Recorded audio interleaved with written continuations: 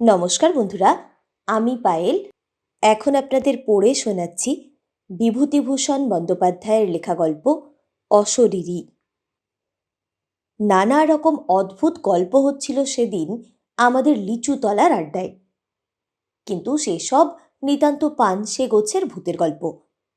পাড়াগাঁয়ের বাঁশবাগানের আমবাগানের গেঁয়ো ভূত, সাদা কাপড় পরে রাত্রে দাঁড়িয়ে থাকে, ও সব অনেক শোনা আছে। ওর বেশি আর কেউ কিছু বলতে পারলে না। এমন সময়ে শরৎ চক্রবর্তী আড্ডায় ঢুকলেন। তিনি আবগারি বিভাগে বহুদিন কাজ করে অবসর গ্রহণ করেছেন। 60-এর কাছাকাছি বয়স। তান্ত্রিক সাধনা করেন। ঠিকুজি কুষ্ঠি বিনা পয়সায় করে দেন। কোন রত্নের আংটি ধারণ করলে কার সুবিধে হবে ঠিক করে দেন। পরের বেগার খাটতে ওর জুড়ি বড় একটা দেখা যাবে না এসব কাজে। লোক অতি সজ্জন, সকলে মানে, শ্রদ্ধা করে। অনেকে তাঁর সামনে ধূমপান করে না। শরৎবাবু ঢুকে বললেন, এই যে কি হচ্ছে আজ, যে বাদলা নেমেছে। শ্যামাপদ মুক্তার বললেন, আসুন আসুন চক্রবর্তী মশাই, আমাদের ভূতের গল্প হচ্ছে বাদলার দিনে, তবে তেমন জমছে না। আপনার তো। শরৎ চক্রবর্তী মশাই বললেন, আমি একটা গল্প বলতে পারি, তবে সেটা ভূতের নয়। সেটা কিসের গল্প তা আমি জানি নে, আপনারা শুনে বিচার করুন। শরৎবাবুর মুখে সেই গল্প শুনে আমরা অবাক হয়ে গেলাম। স্বর্গ মর্ত যেন এক সূত্রে গাঁথা হয়ে গেল সেই ঘন বর্ষার বর্ষণমুখর মেঘের আবরণ ভেদ করে। শরৎবাবু বললেন, আমাকে সেবার হঠাৎ জলপাইগুড়ির ওধারে ডুয়ার্স অঞ্চলে বদলি করলে। আমার পরিবারবর্গ তখন ঢাকায়, তাদের ওখানে রেখে জলপাইগুড়ি চলে গেলাম। নতুন জায়গা, সেখানে নিজে না দেখে শুনে কি করে সবাইকে নিয়ে যাই? বিশেষ করে ছেলে মেয়েরা তখন ঢাকা স্কুলে পড়াশোনা করছে। যেখানে গেলাম সেখানটা জলপাইগুড়ি থেকে অনেক দূর, ছোট লাইনে যেতে হয়। পথে চা বাগান পড়ে, বনময় অঞ্চল, কিন্তু দূরে সবুজ বনরেখার পটভূমিকায় হিমালয়ের উত্তুঙ্গ শিখরমালা চোখে পড়ে। বড় নির্জন স্থান। আমি যে জায়গায় গেলাম তার নাম হলদিয়া, ছোট্ট জায়গা। আমি সেখানে গিয়ে সিনিয়র সাব ইন্সপেক্টরের বাসায় উঠলাম, কারণ আমার বাসা তখনও ঠিক হয়নি। সে ভদ্রলোকের নাম রেবতীমোহন মুখুজ্জে, বাড়ি নদিয়া জেলা। বেশ ফর্সা, লম্বা দোহারা চেহারা। আমায় খুব যত্ন করলেন। দিন কয়েকের মধ্যেই বাসা ঠিক করে দেবেন ভরসা দিলেন। তৃতীয় দিন সকালে আমায় বললেন, আপনাকে একটা কথা বলি। কি? আপনার এখন এখানে আসা খুব ভুল হয়েছে। কেন বলুন তো? আপনি কিছু জানেন না এদেশের ব্যাপারে? না, কি ব্যাপার? এই বর্ষাকালে এখানে ভয়ানক ব্ল্যাক ওয়াটার জ্বর হচ্ছে চারিধারে। আপনি নতুন লোক, আপনার তো খুবই জ্বর হওয়ার সম্ভাবনা বিদ্যমান। 2-1 বার জ্বর হলেই ব্ল্যাক ওয়াটার জ্বর দেখা দেবে, তখন জীবন নিয়ে টানাটানি পড়ে যাবে। এই রকম এদেশের কাণ্ড। তবে আপনারা আছেন কি করে? সে কথা বলে আর লাভ নেই, ইচ্ছে করে নেই। আছি পড়ে পেটের দায়ে। চাকরি ছেড়ে দিলে এ বয়সে যাব কোথায়, খাবো কি? আমার 2টি মেয়ে পরপর মারা গিয়েছে ব্ল্যাক ওয়াটার ফিভারে, তবুও বদলি পেলাম না। কি করি বলুন শরৎবাবু? তবেই তো, একটু সাবধানে থাকলেই হবে। জলটা গরম না করে খাবেন না বাইরে গিয়ে। ব্ল্যাক ওয়াটার ফিভার হলেই কি মানুষ মারা যায়? ভালো চিকিৎসা না হলে বাঁচার সম্ভাবনা খুব কম, বিশেষ করে এই বর্ষাকালে যারা নতুন আসেন তাদের ধরলে বাঁচা তো খুব কঠিন হয়ে পড়ে। আমি এরকম দুটো কেস দেখেছি, দুটোই মারা গেল। শুনে মনে ভয় হলো, কিন্তু সাবধান হয়েই বা কী করব? বিদেশে বেরিয়ে কতদূর সাবধান হওয়াই বা চলে? যা থাকে কপালে ভেবে কাজ আরম্ভ করে দিলাম। 10-12 মাইল দূরে দূরে গাঁজার দোকান, মদের দোকান তদারক করে বেড়াতে লাগলাম। খুব ভালোই লাগছিল। বর্ষার সবুজ অভিযান শুরু হয়েছে বনে বনে। কত রকমের ফুল ফোটে, কত ধরনের পাখি ডাকে। দূরে হিমালয়ের তুষারাবৃত কি একটা শৃঙ্গ একদিন দেখা গেল। মিছরির পাহাড়ের মতো ঝকঝক করছে সকালের সূর্যকিরণ। তবে রোদ বড় একটা উঠতে ইদানিং আর বড় দেখা যেত না। ইতিমধ্যে রেবতীবাবুর চেষ্টায় ভালো একটা বাসা পাওয়া গেল। উঁচু কাঠের খুঁটির ওপর কাঠের তক্তা বসিয়ে তার উপরে বাংলো ধরনের ঘর করা হয়েছে। কাঠের মেঝে বেশ শুকনো খটখটে। ঘরটা বেশ বড়, আলো হাওয়া বেশ আসে। মনের ভয় ক্রমে কেটে গেল। তখন মনে ভাবি, রেবতীবাবুর ওটা বলা উচিত হয়নি। এখানকার মাটিতে পা দিতে না দিতে অমন ভয় দেখিয়ে দেওয়া কি ভালো হয়েছে? কেন ওটা করলেন রেবতীবাবু? অন্য কোনো মতলব ছিল নাকি? 7-5 ভাবি। এখানে আমার এক ব্রাহ্মণ আর্দালি জুটল, নাম দিগম্বর পাণ্ডে। লোকটা অনেক দিন সেখানে আছে। রান্না করতো খুব ভালো। সে হাট বাজার রান্নাবান্না সবই করত, কোনো অসুবিধে ছিল না। মাস 2 পরে সেবার বামুনপাড়া নর্থ বলে একটা জায়গায় আবগারি তদারকে গেলাম। সেটা একটা চা বাগানের পাশে ছোট্ট বাজার। চা বাগানটার ট্রাকগুলোর গায়ে লেখা বামুনপাড়া নর্থ টি এস্টেট। পাহাড়ি একটা ছোট নদী পেরিয়ে আমার গরুর গাড়ি বাজারে গিয়ে থামল। বেলা তখন 10টা। 2টি মারোয়াড়ি মহাজনের গদি আছে। তারা বন অঞ্চলের উৎপন্ন সওদা করে।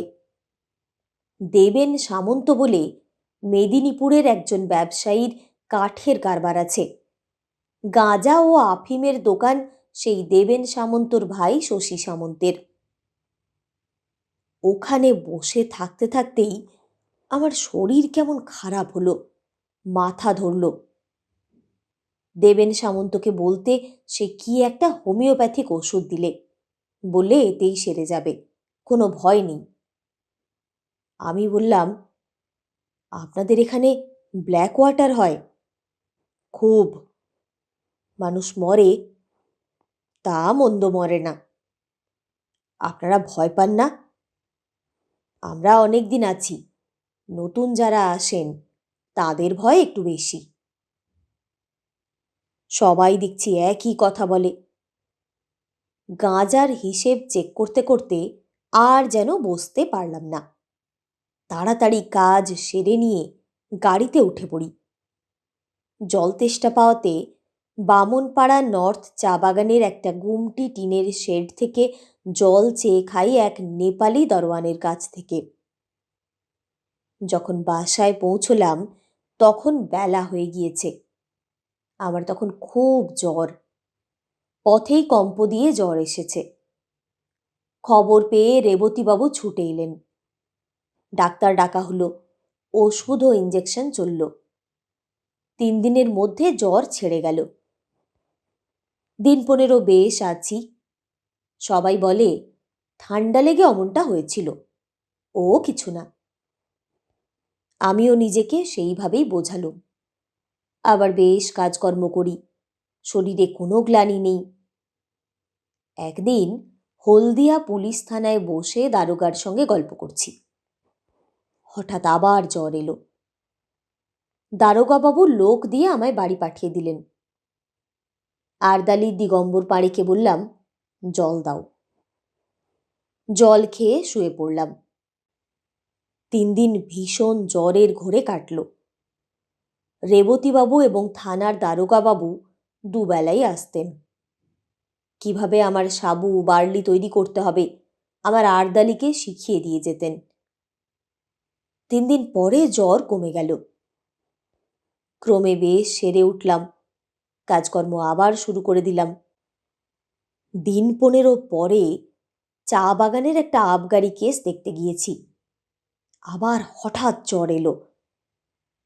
এবারে একটা জিনিস লক্ষ্য করলাম, এখানকার জ্বর ভেলকিবাজির মতো আসে, আবার ভেলকিবাজির মতো চলে যায়। সুতরাং প্রথম প্রথম জ্বর এলে আমার যেরকম ভয় হতো, এখন গা সওয়ার দরুন সে ভয় একেবারেই নেই। আরদালিকে ডেকে বলে দিলাম আগের মতো পথ্য প্রস্তুত করে আমাকে যেন খাওয়ায়। এবার কিন্তু একটু অন্য রকম হলো। অত সহজে আমি এবার নিষ্কৃতি পেলাম না।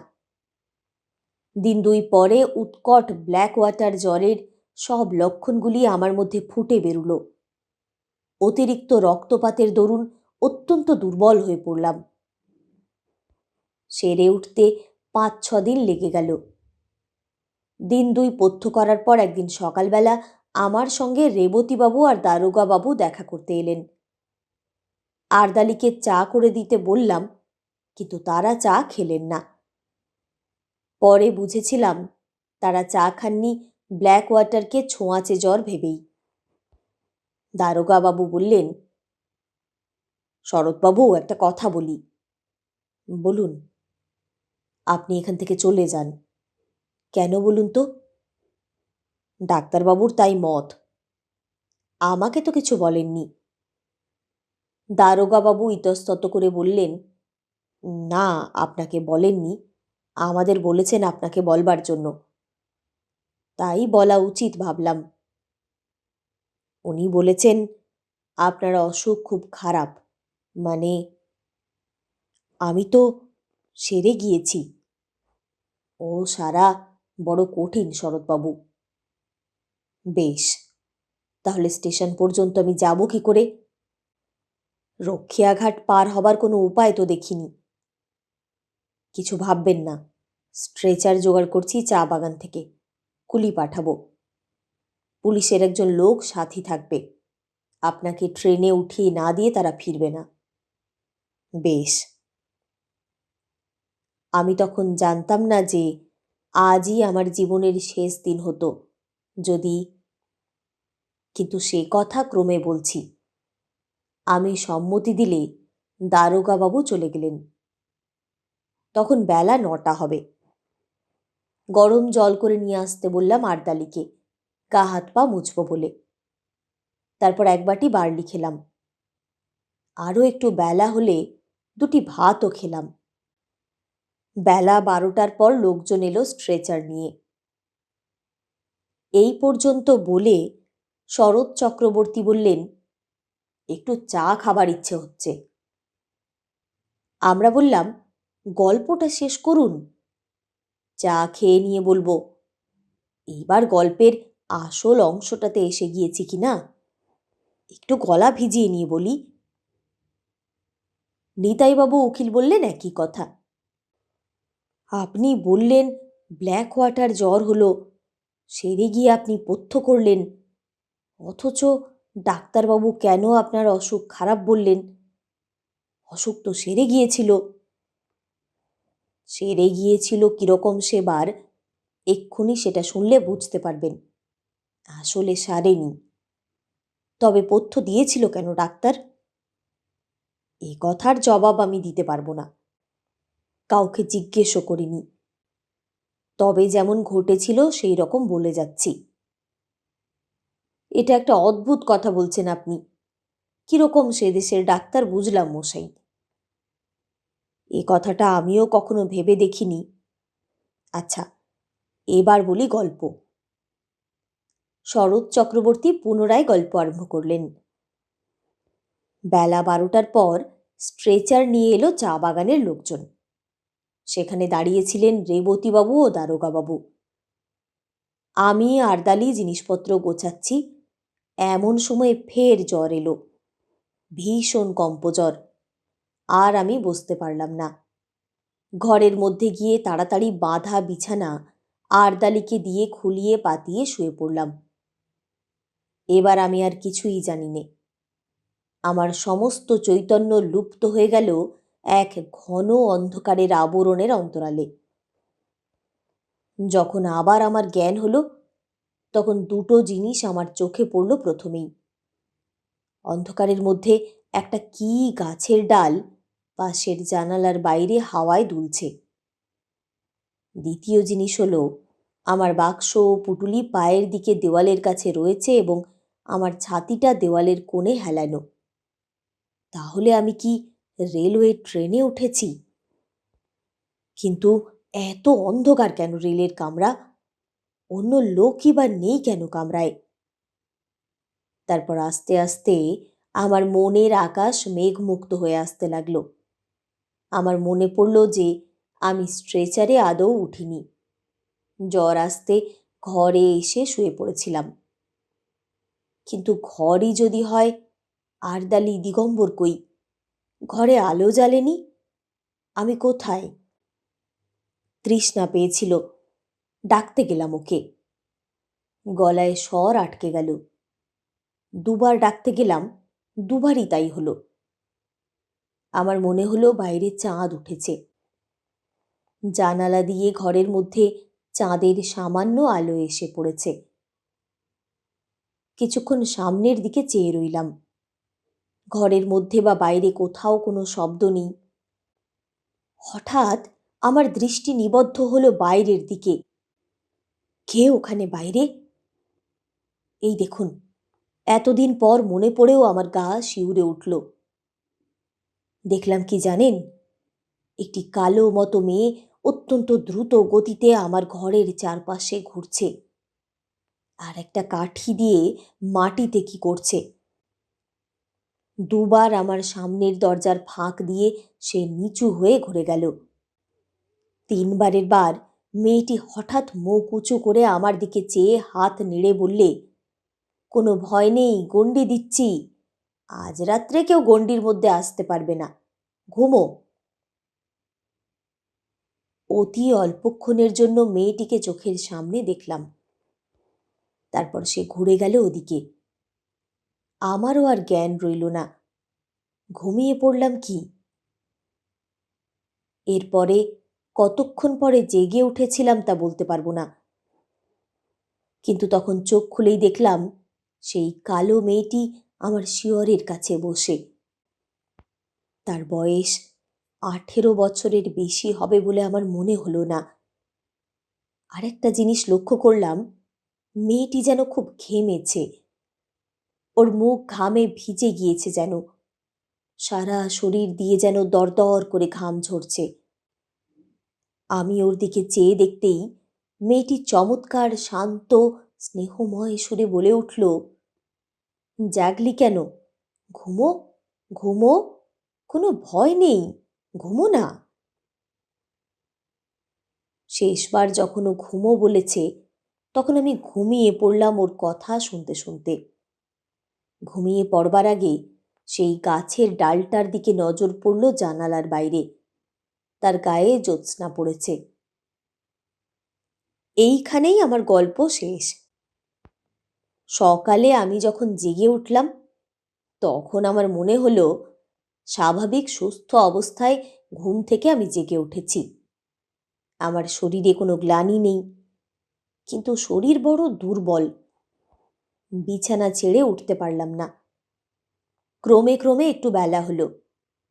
তখন দেখি দিগম্বর পাড়ে আরদালি সন্তর্পণে পা টিপে টিপে এসে ঘরের মধ্যে উঁকি দিচ্ছে। আমি ডাকতেই যেন সে চমকে উঠল। কোনো উত্তর দিল না। আমি বললাম, রেবতীবাবুকে ডেকে নিয়ে এসো। থতমত খেয়ে সে যেন চলে গেল। কিছুক্ষণ পরে অনেক লোক এলো আমাকে দেখতে। তার মধ্যে রেবতীবাবুও ছিলেন। রেবতীবাবু বললেন, কেমন আছেন শরৎবাবু? ভালো, আমি কিছু খাবো। তখনই রেবতীবাবু বাইরে গিয়ে কাকে কি বললেন। খানিক পরে এক বাটি বার্লি এলো আমার জন্য। বার্লি খেয়ে শরীরে বল পেলাম। ডাক্তার এসে পরীক্ষা করে বললেন জ্বর ছেড়ে গিয়েছে। এর দিন 2 পরে আমি সম্পূর্ণ নিরোগ হয়ে উঠলাম, পথ্য করলাম। তখন ক্রমে ক্রমে শুনলাম সেই ভীষণ রাত্রে আমাকে মুমূর্ষু মনে করে সবাই আমাকে ছেড়ে চলে গিয়েছিল একা ফেলে। ডাক্তারবাবু বলেছিলেন রাত কাটবে না। এমনকি সকালে আমার সৎকারের জন্য কে কে যাবে, কোথায় কাঠ পাওয়া যাবে, এসব বন্দোবস্ত ঠিক হয়ে গিয়েছিল। সকালেই লোক পাঠিয়ে আমার পরিবারবর্গকে টেলিগ্রামে আমার মৃত্যু সংবাদ জানানোর জন্য থানা থেকে একজন কনস্টেবল পাঠাবেন দারোগাবাবু, তাও ঠিক করে রেখেছিলেন। অথচ সেই নির্বান্ধব পরিত্যক্ত অবস্থায় কে আমার মৃত্যুশয্যায় পাশে সারা রাত বসেছিল, কে আমার ঘরের চারিধারে গণ্ডি এঁকে দিয়েছিল আমাকে বিপদের হাত থেকে রক্ষা করতে, সবাই পরিত্যাগ করলেও কে আমাকে সেই অসহায় অবস্থার মধ্যেও পাহারা দিয়েছিল, এসব প্রশ্নের কোনো জবাবই আমি দিতে পারবো না। যদি আপনারা বলেন সবটাই জ্বরের ঘোরে স্বপ্ন দেখেছি, তারও কোনো প্রতিবাদ আমি করতে চাই না। স্বপ্ন যদি হয় বড় মধুর, বড় উন্নত ধরনের উদার স্বপ্ন দেখেছিল আমার মুমূর্ষু মন। সেই স্বপ্নের ঘোর সারা জীবন আমার চোখে মাখা রইল, মস্ত বড় একটা আশার বাণী দিয়ে গেল প্রাণে। শরৎ চক্রবর্তী চুপ করলেন। মনে হলো তার চোখে যেন জল চকচক করছে। উকিল নিতাইপদ রাহা বললে, সেরে উঠে হলদিয়াতে আপনি ছিলেন কতদিন? যতদিন গভর্নমেন্ট আমাকে বদলি না করেছিল, প্রায় 2 বছর। এভাবে একা ছিলেন বাসায়? আমি আর দিগম্বর, আর কেউ না। আর কোনোদিনও কিছু দেখেছিলেন? না। আর অসুখে ভুগেছিলেন? না। ঘন বর্ষার রাত, বাইরে বেশ অন্ধকার। জোনাকি জ্বলছিল উঠোনের শিউলি গাছটার পাতায়। আমরা সবাই অনেকক্ষণ চুপ করে রইলাম। নিতাই উকিলও আর বেশি কথা বলেনি। বৃষ্টি এসে পড়বে বলে শরৎ চক্রবর্তীকে আমরা বাড়ি পাঠিয়ে দিলাম ছাতি দিয়ে।